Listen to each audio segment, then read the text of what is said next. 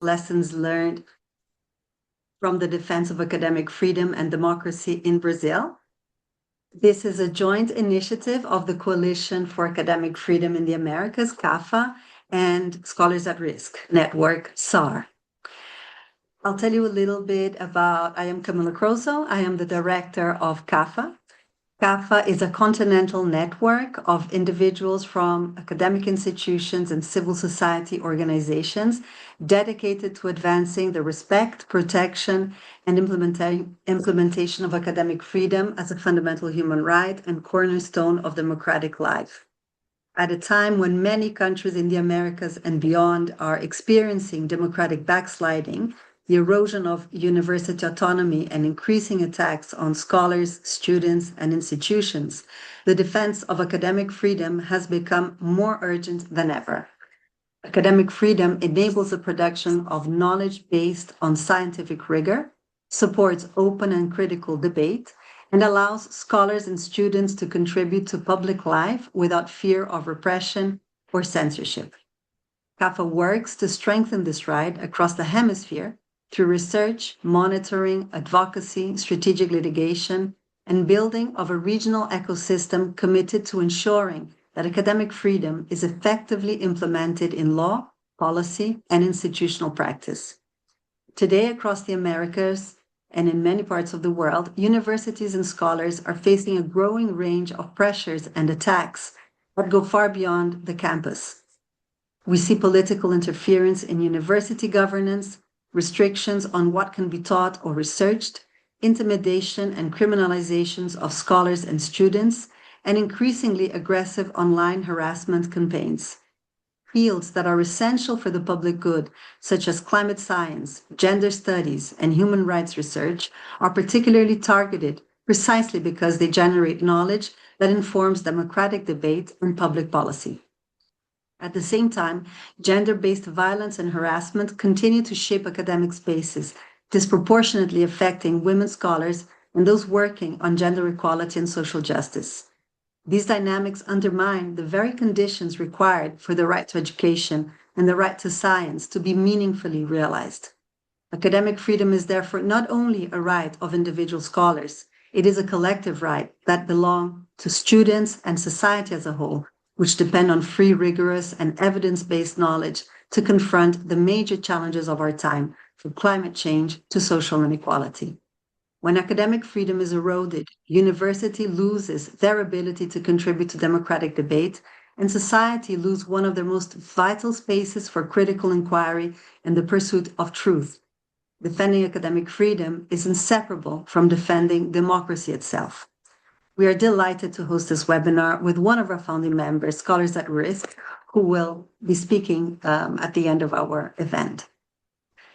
This event is particularly looking at the scenario of Brazil that took place between 2019 and 2022, when Brazil experienced severe democratic backsliding marked by escalating attacks on academic freedom, constraints on civic space, harassment of scholars, weakening of university autonomy, and the institutional dismantling of participatory mechanisms.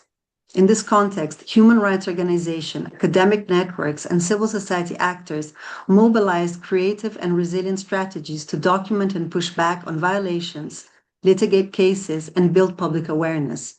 As many countries confront similar regressive trends, understanding Brazil's civil society responses offers valuable comparative insights for a regional audience, including those in the US, currently countering legislative attempts to restrict curricula, defend campus autonomy, and resist pressures that challenge democratic norms. This webinar therefore aims to distill the lessons learned from Brazil's experience and spotlight the strategies that prove most effective in defending academic freedom and democracy more broadly. I am very, very pleased to present our two speakers and moderators, and thank you ever so much to Kim, Conrado, and Flavia for joining us this morning. We are extremely, extremely honored to have you join this panel, and very, very grateful for all the audience that is accompanying us. Conrado Mendes is a professor of constitutional law at the University of São Paulo and a member of the Observatory of Research and Science and Freedom. He is a regular columnist at a major newspaper in Brazil, Folha de São Paulo, and he plays a central role in publicly denouncing democratic backsliding and threats to academic freedom during the Bolsonaro administration and even to date. Flávia Pellegrino is the executive director of Pacto pela Democracia, a leading Brazilian civil society coalition dedicated to defending democratic institutions, civic space, and human rights. Internationally, Flávia has played an active role in strengthening transnational cooperation against democratic erosion, participating in initiatives at Stanford University and the CACEB Democracy Fellowship. And our moderator, Kim, who joins us today, Kim Chappell, she is the Lawrence Rockefeller Professor of Sociology and International Affairs in Princeton School of Public and International Affairs and the University Center for Human Values at Princeton University. Her research examines the rise and fall of constitutional government, among many other aspects. She has studied the way that democracies have come under stress, focusing on the rise of new autocrats, particularly those who are elected on populist political platforms and who then use the law to undermine constitutional institutions. Before passing over to Kim, a couple of housekeeping informations. Please note that this webinar has interpretation in 3 languages, English, Portuguese, and Spanish, and you can find a little globe button at the bottom where you can choose your language of preference. And if you have any questions, please use the Q&A button, as we will have minutes at the end dedicated to the audience. Kim, I am ever so pleased to pass the floor over to you. Thank you so much, Camila, and I'm really honored to be on a panel like this because it seems to me the Brazilian case is one that many of us in challenged democracies are looking to for hope. And so I'm particularly glad to welcome Conrado and Flavia to this conversation. And I thought we might get started by saying a little bit more about exactly what the challenges were, during the Bolsonaro period. This was a time when, all of the external people who measure academic freedom saw this incredibly quick plunge in academic freedom in a country that had previously been pretty good. And then, of course, Brazil has an election. Mr. Bolsonaro is not only removed from office, he tries to not go. He's then actually, investigated, put on trial for trying to overthrow the government. He's now serving time in jail. Many people look at this as a kind of vindication. But what happened to universities, during that time? And how have you been able to push back? And how easy is it to come back from such an assault? So let me start by asking Flavia, and then we'll go to Conrado, and then we'll open to questions. Yeah. Muito obrigada, Kim. Tudo bem eu falar em português? A gente com a interpretação? Maravilha. Bom, primeiro é um prazer e uma honra estar aqui nesse painel. É importantíssimo para a gente conversar sobre esse contexto e como a gente pode, entre Brasil e Estados Unidos, aprender, trocar sobre maneiras e estratégias de enfrentar contextos de autocratização como o que a gente viveu no Brasil e nos Estados Unidos agora. Bom, acho que de forma geral, sobre contexto, né, sobre como esse contexto se desenhou no Brasil e os seus desafios, né, o meu trabalho aqui no Pacto pela Democracia é num contexto mais amplo, né? A gente não tem um trabalho especificamente focado, né, na liberdade acadêmica e no trabalho especificamente junto, né, às universidades, mas eu acho que o contexto brasileiro como um todo, ele foi muito marcado, né, ao longo desses anos. Acho que como a gente chega até Bolsonaro é importante e, evidentemente, como o período Bolsonaro se desenvolve, né? Então, em linhas muito gerais, eu acho que a gente fala no Brasil né, de um processo, né, de descrédito, né, de perda de confiança e de desilusão na democracia, e especialmente ao longo da última década, né? A gente teve no Brasil, né, ali em 2013, há um pouco mais de uma década, um processo importante, né, de mobilização social muito marcada por essa desilusão, por insatisfações, e que em seguida, né, em desdobramentos políticos, né, de uma crise política que se instalava, um processo de impeachment da presidente Dilma Rousseff em 2016, e que nesse combo, né, ali entre 2013 e 2016, a gente vê emergir no Brasil um sentimento e um ambiente muito marcado pelo antissistema, né? Então, o Bolsonaro foi, né, uma política, uma figura política que não tinha nenhuma relevância no Brasil, embora ele fosse parlamentar por muitos anos, né, por 20 anos, mas foi a candidatura que conseguiu mobilizar, catalisar esse sentimento anti-establishment que a gente, né, que emergiu muito fortemente no Brasil.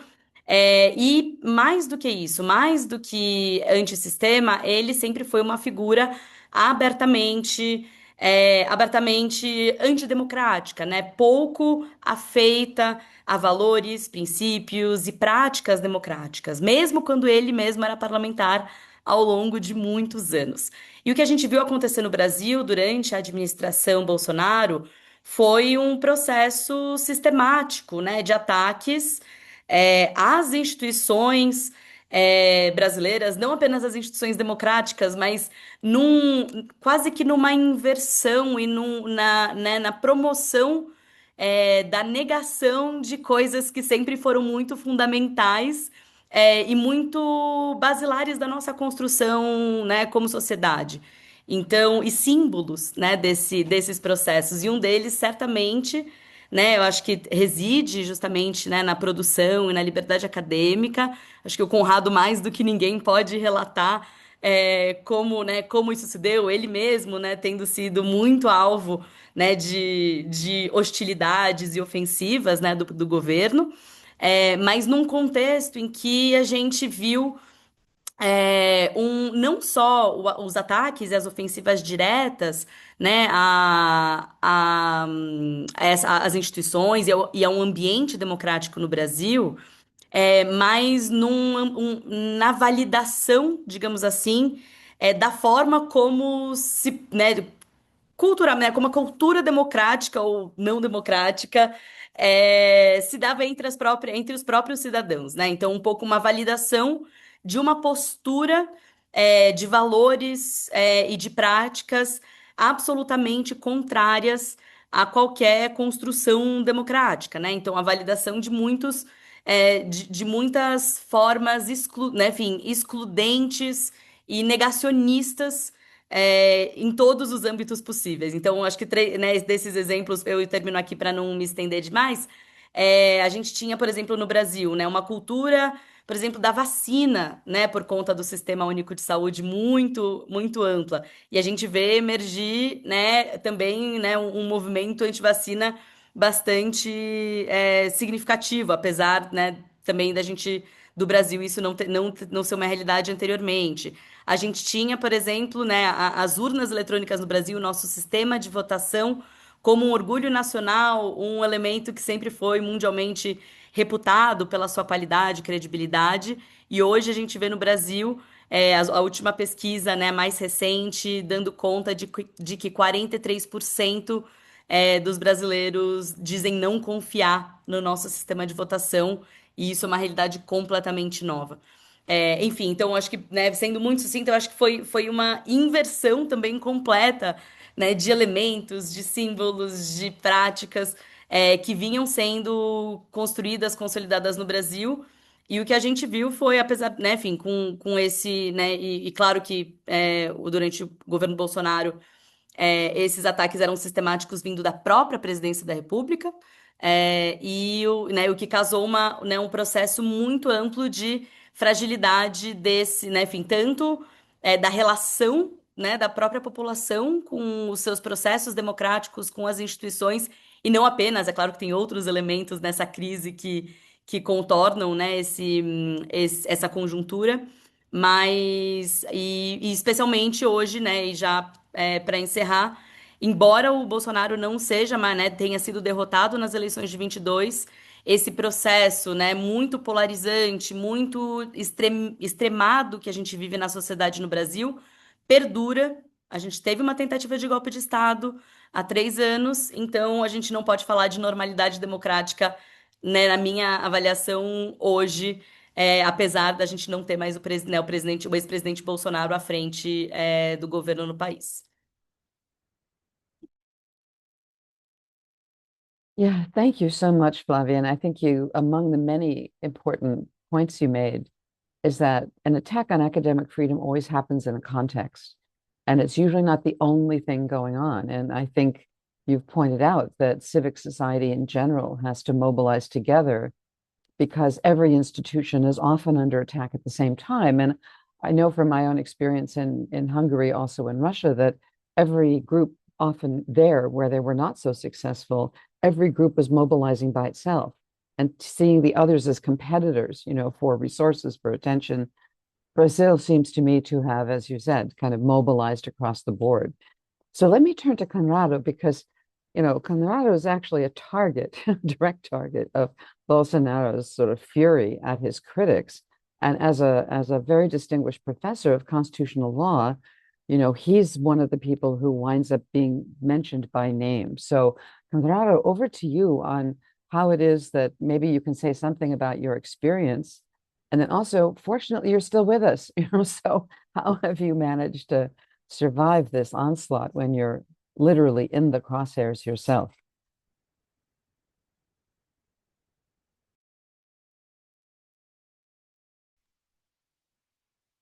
Em respeito à dinâmica, eu vou falar também em português. Minha conexão está ligeiramente instável, mas eu espero que dê tudo certo. Kim, é um prazer enorme ser aqui mediado por você, na presença da Camille e da Flávia, duas amigas e grandes personagens, desse momento político também, de defesa da democracia. E a Kim começou a fala dela dizendo que o caso brasileiro é uma espécie de caso de sucesso, é para onde muita gente olha na busca de esperança, né? De fato é muito compreensível que seja assim, porque o Brasil, momentaneamente, fez coisas inesperadas e que em parte, se explicam por contingências históricas bem particulares e, em parte, sim, se explicam por estratégias. Não podemos nem subestimar a importância das estratégias de resistência, mas tampouco superestimar ah, o quanto que foram essas estratégias que, de fato, ah, supostamente nos salvaram e nos permitiram derrotar momentaneamente o movimento do bolsonarismo. E há dois grandes marcos desse caso de sucesso, no caso brasileiro, né? O primeiro marco foi a eleição. O projeto autocrático foi derrotado na sua tentativa de reeleição. O segundo grande marco foi a decisão judicial, ou mais do que somente a decisão judicial de condenação criminal de Jair Bolsonaro e vários outros participantes da tentativa de golpe, entre eles generais, o que é inédito na história. Acho que também deve ser dado muito crédito à justiça eleitoral, que muito antes da condenação criminal de Bolsonaro, tornou o Bolsonaro inelegível. E, além disso, a justiça eleitoral, na sua capacidade de produzir normas para regular o processo eleitoral, ela fez, na medida da sua capacidade, um experimento importante de regulação das big techs. Uma regulação experimental, uma regulação com muitos limites, feita pela justiça, uma vez que o Congresso, assim como muitos outros parlamentos no mundo, estão capturados pelo dinheiro do lobby das big techs. Então, o Congresso brasileiro é mais um caso de inércia e incapacidade de regular as big techs, e parece que esse debate não consegue avançar no Congresso. Mas eu acho que o primeiro ponto de partida é esse, né? O Brasil conseguiu uma façanha de não só derrotar eleitoralmente, como condenar judicialmente aquilo que, por exemplo, os Estados Unidos falhou miseravelmente. Então, acho que esse é o pano de fundo.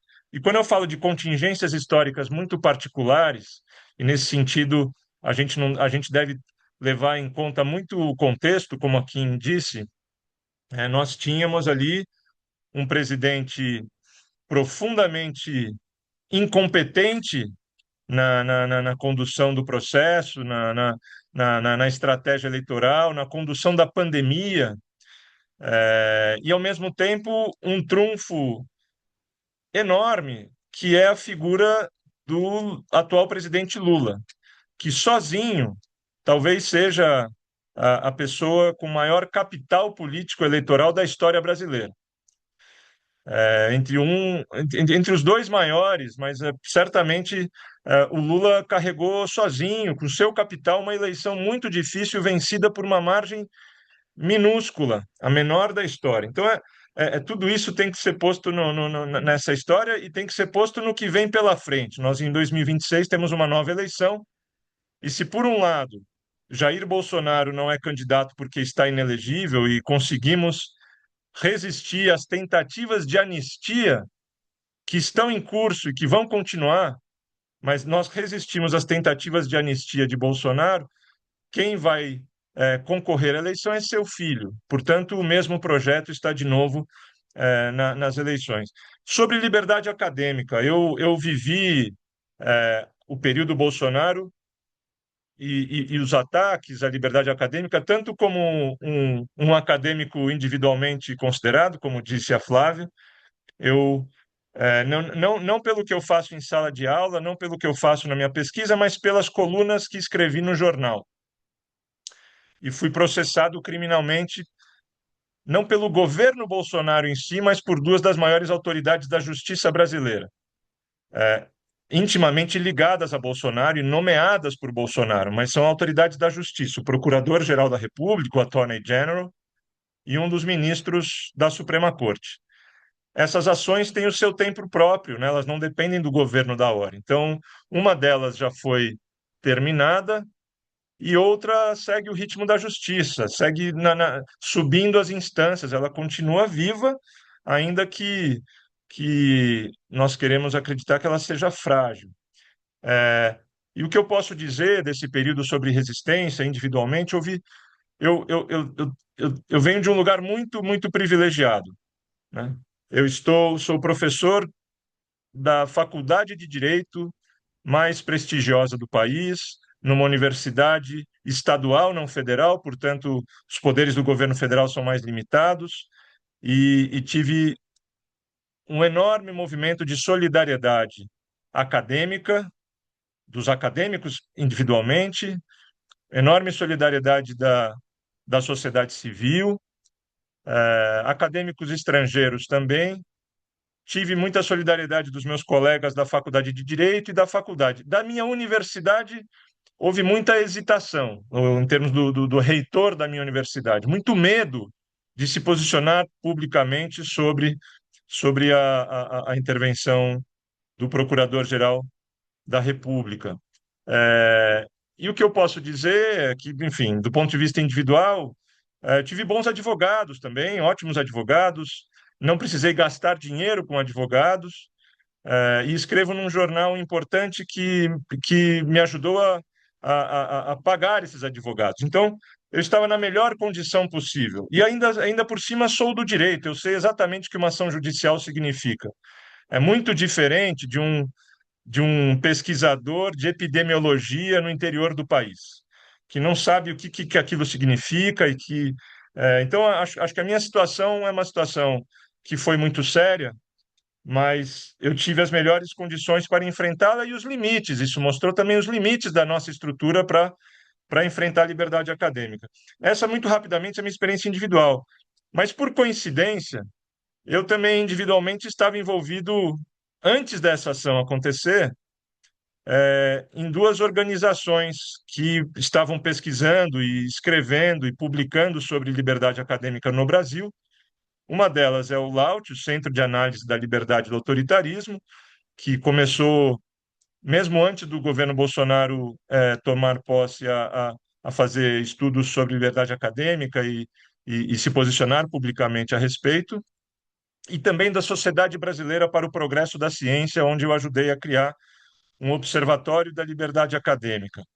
É, e o que as estratégias elas envolveram, sobretudo, publicar estudos, participar da esfera pública, soltar notas de apoio a acadêmicos que fossem subscritas por personalidades e agentes importantes na esfera pública. Mas eu queria terminar só falando que entre tantas liberdades do mundo da expressão e da produção da verdade, da produção de ideias, liberdade de expressão, liberdade de imprensa, liberdade artística, a liberdade acadêmica é aquela menos fácil de se compreender pelo cidadão comum, né? E é mais difícil entender a natureza das ameaças. As ameaças à universidade foram de diversos tipos. Em primeiro lugar, é um processo histórico de estigmatização da universidade pública. E de intimidação de cientistas. O ambiente dentro das universidades nesse período foi de muita tensão, apreensão, autocensura e assim por diante. E só para terminar, a extrema-direita está aí, está viva e continua seu programa de tensionamento e politização das salas de aula, né? As salas de aula continuam a ser vistas, tanto de universidades quanto de escola do ensino fundamental, como espaços de doutrinação. E assim, de novo, estratégias de estigmatização que são conhecidas na história. Isso não terminou, isso não depende do Estado. E uma última coisa, a liberdade acadêmica também está sendo tensionada pelo poder econômico. Portanto, ataques à liberdade acadêmica, claro, não dependem só de um governo autoritário.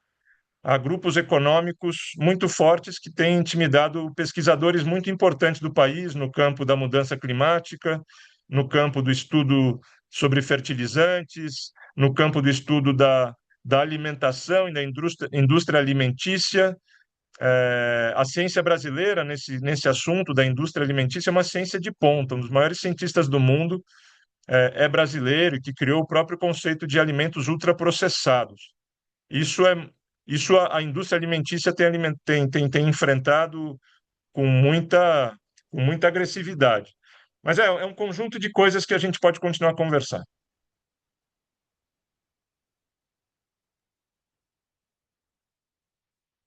Yeah, thank you so much. That really puts a lot of issues on the table. And let me start by just, suggest, first of all, to apologize for the role of the US in all of this, because, of course, as the trial of Bolsonaro was going on, the US canceled the visas of all of the Supreme Court justices that were not appointed by Bolsonaro. And then in the middle of the trial, issued these Magnitsky sanctions against, Minister de Moraes. Which I think have finally been lifted. But this was really an attempt by the U.S. to lean in on the side of Bolsonaro and to try to intimidate the judicial process. So, and as Conrado, as you're saying, there are also all of these other interests, environmental interests, food processing, and so on, the commercial interests that are not limited to Brazil, but also have international support. So since we're talking to an international audience, I just want to say that one of the things we do by fighting in defense of democracy and against state capture in all of our countries is to also lessen the pressure that all of our countries put on countries like Brazil, which unfortunately has a very difficult and current political climate. So let me follow up on this by asking, because this isn't a session on academic freedom, is to ask how you all work together to defend academic freedom as it was under assault. And Conrado, one thing that you said that might be a key to this is that, in every country, universities are organized differently. And in Hungary, where I lived and worked for a long time, many people will know about Central European University, which was a tiny graduate school that got pushed out of the country by regulation. But most Hungarian universities are public, and they were attacked through their finances. They were attacked because the government came in and changed the way that the leadership of universities was appointed. I gather both of those things also happened in Brazil. But Conrado, you said that you're a little bit protected because you're at a state institution, not a federal one. Brazil's a federal system. So how is the landscape of universities, different universities might be differently able to push back. They're also differently vulnerable. So how do you organize across the academic sector to be able to make sure that people join together when they may have slightly different interests? And let me ask Conrado, then I want to come back to Flavia, because this also goes to how civil society also defends this. So first Conrado, then Flavia. Kim, o sistema universitário brasileiro, ele tem dois tipos de universidade, as públicas e as privadas. As privadas, entre as privadas, somente a Universidade Católica é possível dizer que está muito próxima de uma universidade pública em termos de sua institucionalidade acadêmica, da sua produção de pesquisa e de um grau, ainda que tensionado com a Igreja Católica, de liberdade acadêmica.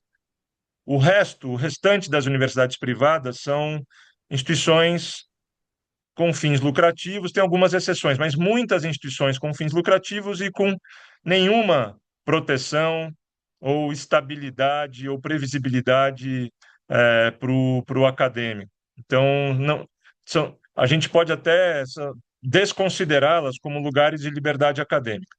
De outro lado, há um sistema muito importante das universidades públicas. E entre as universidades públicas há um sistema grande de universidades federais, e alguns estados do Brasil têm universidades estaduais. E 3 das melhores universidades públicas do Brasil são as 3 universidades estaduais do estado de São Paulo.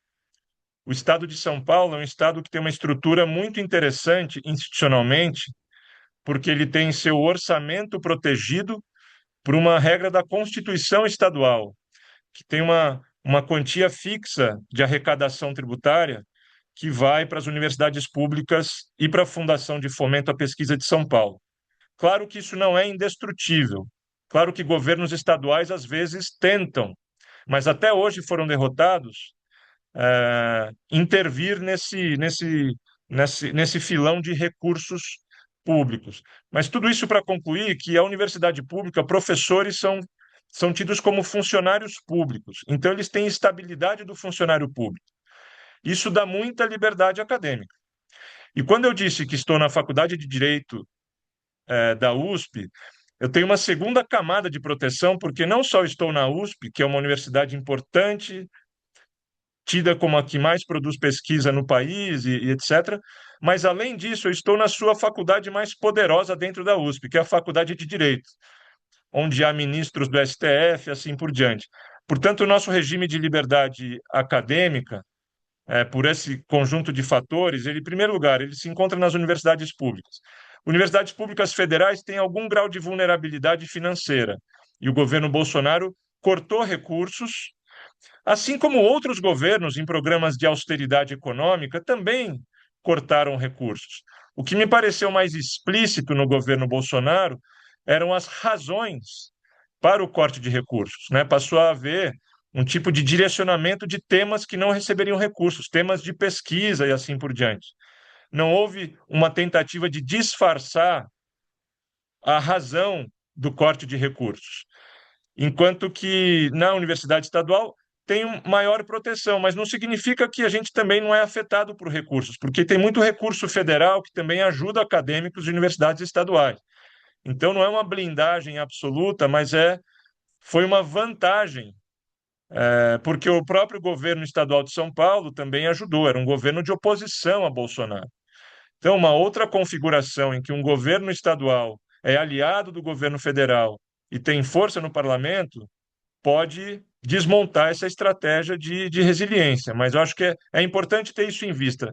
Ao contrário dos Estados Unidos, eu poderia dizer, acho que o edifício universitário do Brasil está baseado em universidades públicas com um regime muito juridicamente bastante forte, né? O que nos fez ficar muito surpresos e talvez orgulhosos do quanto que a gente conseguiu, bem ou mal, resistir comparado a universidades americanas privadas que, no segundo mandato do Trump, acabaram tendo que ceder muito rapidamente, são muito dependentes de recurso público discricionário.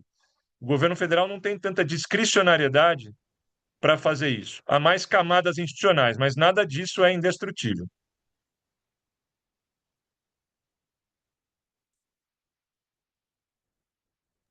I think what you're saying is something we're also seeing in the US, which is that the more pluralistic the bases of universities are, the stronger they É, are because they're not all hit at once, but also having a legal infrastructure matters. And you're right, in the é, US, not so é. much. Now, let me ask Flavia, because of course, you know, as we see the university landscape in Brazil is very diverse. One of the things that could lead to is the privileged universities pulling away from the universities that are more under attack or that have a more vulnerable position. And so collective action, you know, how do you keep, I mean, I think what we've seen is that unless civil society pulls together across sectors, it's extremely hard to stand up to a determined autocratic assault. So how do you keep everybody together, Flavia, in the civil sector, universities and beyond? Esse é talvez um grande desafio, mas ao mesmo tempo tem sido, ao longo dos anos, a principal estratégia que a gente articula, né, aqui no Pacto pela Democracia, né, junto a tantos atores da sociedade civil brasileira. E eu acho que é isso, a construção do Pacto pela Democracia, né, eu acho que é um reflexo e talvez justamente está na origem do entendimento da necessidade dessa união, né, desse pacto entre atores tão distintos e que trabalham com as mais diversas agendas, que têm as mais variadas estratégias de ação, mas também diferentes visões e identidades políticas, né? É isso que a gente se propõe a fazer, né, coordenando, né, e articulando da melhor maneira possível esse conjunto amplo de atores diante de um objetivo claro e comum, né, que é a defesa da democracia, a defesa do Estado Democrático de Direito e né, a revitalização de um ambiente mais virtuoso e democrático no país. E o que é interessante, acho que da história do pacto, que eu venho né, compartilhando bastante com parceiros nos Estados Unidos e em tantos outros países, que, claro, em cada contexto isso vai variar, né, e evidentemente diante do que está acontecendo agora, mas o que é interessante da história do pacto é que ele foi criado antes do Bolsonaro ser eleito. O pacto não é uma reação à eleição do Bolsonaro, mas ele é criado, né, alguns anos antes, ele começa a ser criado anos antes, diante da percepção e da avaliação de que justamente a gente estava, o Brasil estava diante de fissuras, né, institucionais e sociais que estavam afetando diretamente a nossa construção democrática.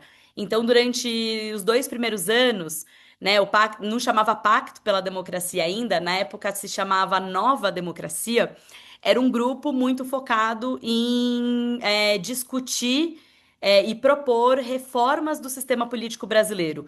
E que se inicia justamente em 2016, diante do impeachment da presidente Dilma Rousseff.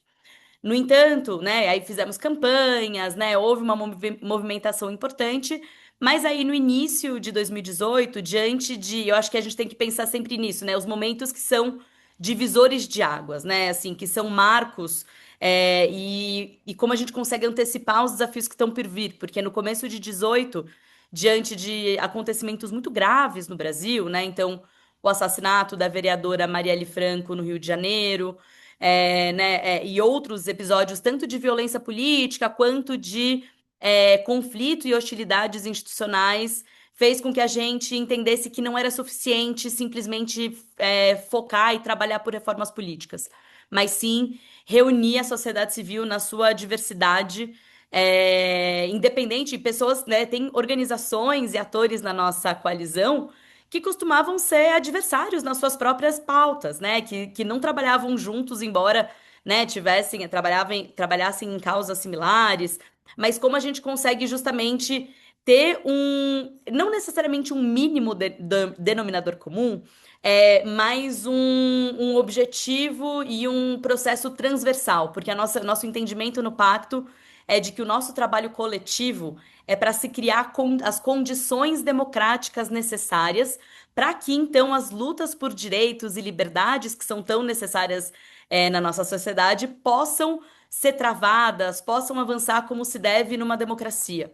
Então, o que a gente se propõe a fazer no pacto e eu acho que isso é importante, né, para diversos atores nos Estados Unidos e no mundo terem em mente, que é como criar esse espaço de confiança, com um objetivo muito claro, e que possa mobilizar a inteligência coletiva, né, a partir das expertises de tantas pessoas, de tantos atores que têm trabalhos muito diferentes, mas que, apesar das suas divergências, topam, né, se unir para defender a estrutura democrática no Brasil e o ambiente democrático. E é claro que ao longo dos anos Bolsonaro, né, entre 2019 e 2022, a gente atuou de uma forma muito reativa. Então, o nosso trabalho principalmente era monitorar, né, cotidianamente, sistematicamente, as ameaças e os ataques à democracia no Brasil,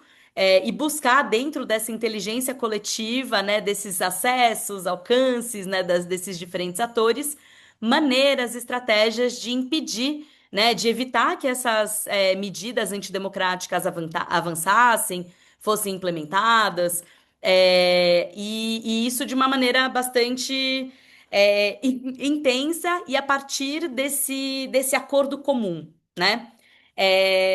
E a gente, claro, né, por meio de estratégias muito variadas, desde, claro, né, a construção de posicionamentos públicos, mas não apenas, né, estratégias de advocacy muito bem coordenadas. E a nossa primeira campanha no Pacto, por exemplo, que foi uma campanha contra uma medida que justamente feria a liberdade de associação da sociedade civil, a gente fez um processo justamente também, a gente fez parceria com uma universidade no Brasil que tinha estudos sobre os históricos de tentativa de interferência, né, do governo na sociedade civil, para entender como esse fenômeno historicamente se deu no Brasil, para então fazer a formulação, né? A gente estava tentando mudar esse texto no Congresso Nacional, então foi a partir dessa parceria entre organizações da sociedade civil com uma universidade, né, com um centro de estudo de uma universidade, que a gente conseguiu formular um texto, né, para substituir aquele que estava sendo previsto, e depois de meses de campanha mobilizando a sociedade brasileira,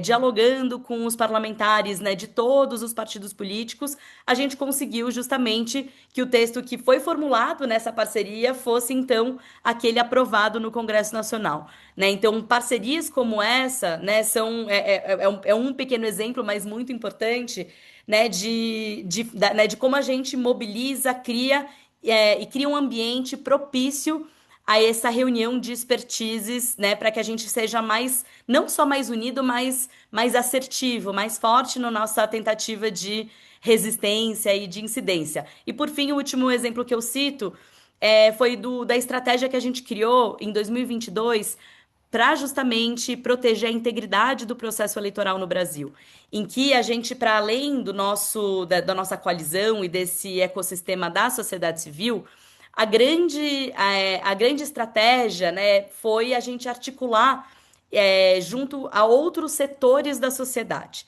né? Então, né, também acionando atores importantes do setor privado, dos movimentos sociais, dos movimentos sindicais, das pessoas, especialmente com as pessoas, né, com atores com amplo capital político, social e econômico, para que a gente pudesse mobilizar tanto no debate público quanto junto à sociedade, né, as formas de se defender não só a integridade eleitoral, mas a defesa do Estado Democrático de Direito no Brasil, né, diante das ameaças que estavam claramente postas e diante, né, do que a gente já antecipava que viria a ser uma tentativa de ruptura, né, democrática no Brasil, uma tentativa de golpe de Estado, como de fato estava em curso.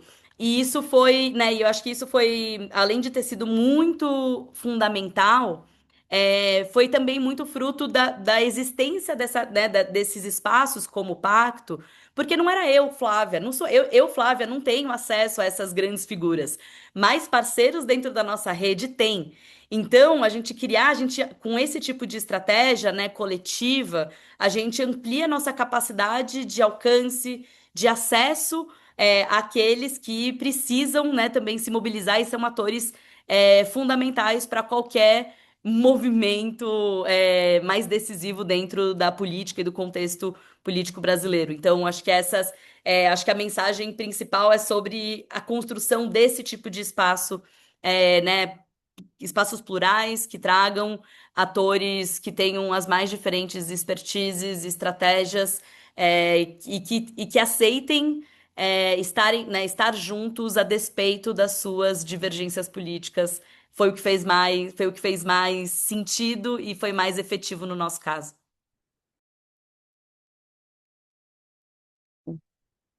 Yeah, thank you so much. And I think I wish you could just talk to the world about this because every place where democratic resilience has succeeded, it's precisely using strategies of the kind you're talking about, of bringing everyone together. And so I want to turn back to Conrado to say that, as I was reading about the attacks on academic freedom in Brazil, it looked quite a lot like what was happening in the US, where one thing that, the Trump administration has done is to just pick out particular universities. And I gather that one thing that Bolsonaro's varying ministers of education, right? He went through a whole bunch of different ministers of education. I think one thing they tried was to replace the leadership at specific universities, hoping that, doing individual deals with specific universities, or in your case, suing you as a way of intimidating others. And so we see these governments, picking off individuals in individual institutions. And then the response is to fight back by law, but law is a lot slower than executive action. By the time, as you say, one of your cases, Conrado, is still pending. By the time you get the victory in law, the government is long since gone, right? So how do we deal with the fact that these, clever autocrats single out and try to divide the opposition, and that the recourse is to go to courts, which can't keep up with them? So how do we think about those issues?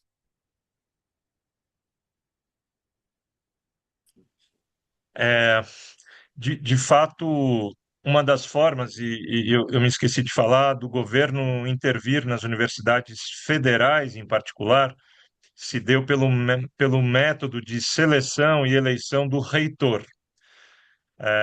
Os reitores, eles são escolhidos pelo seguinte método: a comunidade acadêmica da universidade faz uma eleição e escolhe três nomes, né? Três nomes classificados em primeiro, segundo e terceiro. E o presidente da República tem discricionariedade para escolher qualquer um deles, qualquer um dessa lista tríplice. E nas eleições, todas as universidades federais, praticamente, que tiveram eleições no período, tinham ali um candidato bolsonarista. Em geral, o candidato bolsonarista ficava em terceiro lugar na votação, mas o Bolsonaro ia lá e escolhia esse terceiro lugar. Não foram todas as universidades, mas isso aconteceu bastante. O que fere uma certa convenção de que o presidente escolhe o primeiro lugar, mesmo que ele possa escolher qualquer um dos três. Isso também acontece na Universidade de São Paulo, mas nesse caso não é o presidente da República, mas o governador do estado de São Paulo. E naquele momento o governador era oposição, então isso não aconteceu. No campo da liberdade acadêmica, Kim, acho que as formas e as mobilizações de defesa foram relativamente isoladas em relação às outras estratégias da sociedade civil, que estavam mais preocupadas, claro, com processo eleitoral, em primeiro lugar, né? Em segundo, com direitos humanos básicos. Então, uma das dificuldades de se mobilizar por liberdade acadêmica é aquilo que eu disse, ela não é muito bem compreendida. Claro que as pessoas entendem a ameaça ao professor e assim por diante, mas eles não entendem as sutilezas dos ataques à liberdade acadêmica. E nem mesmo a própria comunidade acadêmica, de maneira mais geral, se pode dizer que se organizou muito para se defender. A comunidade acadêmica não se mostrou muito capaz na articulação. O máximo que um acadêmico típico consegue fazer é escrever, assinar uma nota de repúdio aos ataques.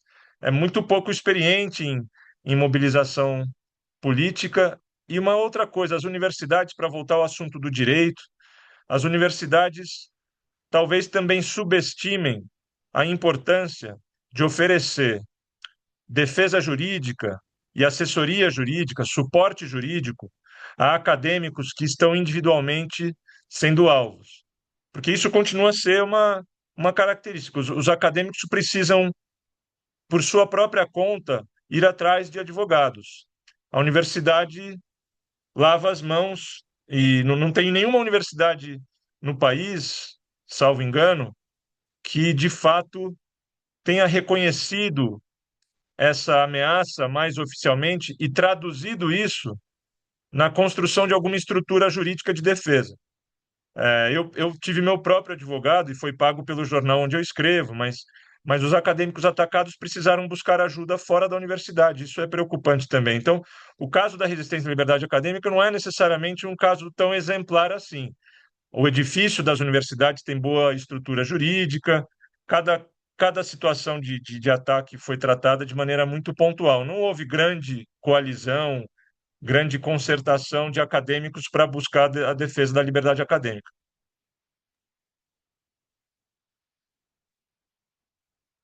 Yeah, I think we're almost at the end of our time. And if I can just conclude by saying, in a session on academic freedom, I think what we've seen here in Brazil is both the hopeful side of collective organizing and the typical side that people who teach in universities are not exactly collective players, right?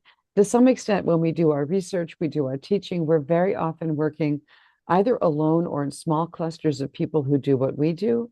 And I think one of the lessons from going through a stage of autocratic capture is that all of us who are academics are also citizens, that we're not safe as academics as long as the citizenry as a whole is not safe from the autocratic capture that happens when you get an autocrat who wants to shut all this down. So ivory towers also have to be based somewhere. And I think what we've all learned is that we have to join together and educate our colleagues, educate the general public about why universities matter, and also to educate the leadership of our universities that they're not so isolated, that they have to join together. Excuse me. With that, and coughing, let me turn over to Jack Meyerhofer for the Scholars at Risk program. And thanks for organizing us, Jack. Thank you so much. And can everyone hear and see me okay? Great. Well, I just want to start with a very big obrigado, muchas gracias, merci, and thank you to our excellent panelists, to Kim as our moderator, and to our partners at CAFA for organizing this. My name is Jack Meyerhofer, and I'm the Senior Program Officer at Scholars at Risk for Global Coalitions. And Scholars at Risk, we're a network of over 650 higher education institutions that work together to promote academic freedom and to provide protection to scholars that come under threat. We pursue this work through a range of protection, membership building, advocacy, and research and learning activities. And I think that this conversation illustrated something that we know to be true, which is that attacks on academic freedom and the strategies behind them are by no means isolated incidents. And so what we can learn from that is that the way that our partners have weathered and resisted those attacks in other places, like we heard today, how that happened from our partners in Brazil, we can learn from that here in the US, and we can learn from that from our partners in other places as well. And so having these conversations is really important. we were really happy to hear from our colleagues today that work with the Coalition for Academic Freedom in the Americas, of which Camilla is the director, or CAFA. And I just want to point that there are also regional coalitions that are doing similar work in other regions of the world. For example, the Africa Coalition for Academic Freedom and the Southeast Asia Coalition for Academic Freedom. And at SAR, we're working to help develop a confederation of coalitions that will be working together to share these best practices that we heard today, to share these strategies, and to work in concrete ways together to advance academic freedom and to bring greater protection to scholars that come under risk. And so if you are interested in either joining one of these coalitions, in learning more about their work, or in potentially being involved in a coalition where it doesn't yet exist, please feel free to reach out to me and my colleague Saba Ismail, who's sharing our contact information in the chat. I'd like to close by thanking our excellent panelists, Flavia Pellegrino, Conrado Huber Mendes, and our excellent moderator, Kim Lane Shepley, our partners at CAFA, including Camilla, CAFA's director, as well as our partners behind the scenes who work to make this webinar such a success, including but certainly not limited to Thais Iervolino and Saba Ismail. I'd also like to thank our interpreters for doing an excellent job today. Thank you so much. We look forward to working with you again soon, and thank you again for joining us. Take care.